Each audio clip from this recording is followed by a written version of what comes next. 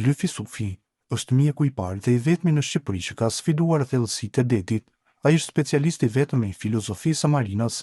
Ai është kthyer pas në kohë teksa kujton se gjatë karrierës së tij ka lundruar 22 ditë me nëndetse në 50 metra thellësi. Në vitin 1969 u bëra mjek fiziologjik i brigadës së nëndecësve me gradën përkatëse. Shkuan grupi për specializim në kim nga Pekini në Shangaj për të mësuar praktikat më të avancuara për shëndetin e ekuipazhit në ujë. Në vitin 1971 nisëm punën pa Shaliman, ku punova deri në fund të viteve 1980 si mjek fiziologjik dhe mjek shëndetësie i bazës. Ishte përgjegjësia ime që para çdo lundrimi të zgjidhja efektivin, të ndaheshin zhytjet e lehta dhe të rënda dhe të siguroja që ekuipazhet të punonin në kushte optimale, u shpreh ai. Mjeku u shpreh se në varun e Dejës pastroheshin tunelet dhe se ai ishte i vetmi që merrej me këtë. Shumë herë shkonin pa ditur saktësisht se çfarë do të ndodhte, por unë identifikoja parametrat funksional të çdo personi, sa mund të durojnë mjedisin, sa duhet të qëndrojnë poshtë dhe kur duhet të dalin jashtë, sa orë duhet të rrinin në ujë, 1, 2, 3 varet nga thellësia.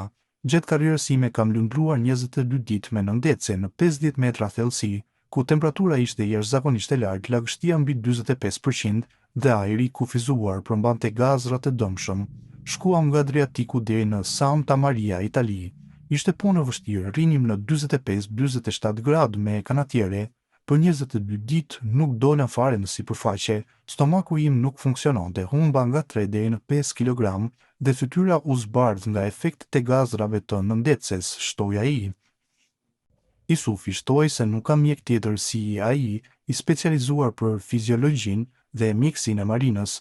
Jam i vetmi. Ka të rinj që duhet të bëhen si unë? Jo, sepse nuk mësova në fakultet, nuk njihet si specializim. Ky ishte shansi im të punoja gjithë jetën për të dhënë njohuri dhe për të siguruar që ekuipazhet të jenë të mbrojtur. Marina shqiptare ka vetëm 4-6 anije, por unë njiha gjendjen shëndetësore të çdo efektivi. Gjatë karrierës kemi pasur 3 aksidente në marinë.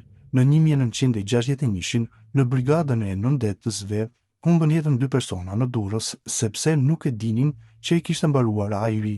Kjo më dha mundësinë të vendos standarde që shpëtuan jetë të tjera në vijim, ka thënë ai.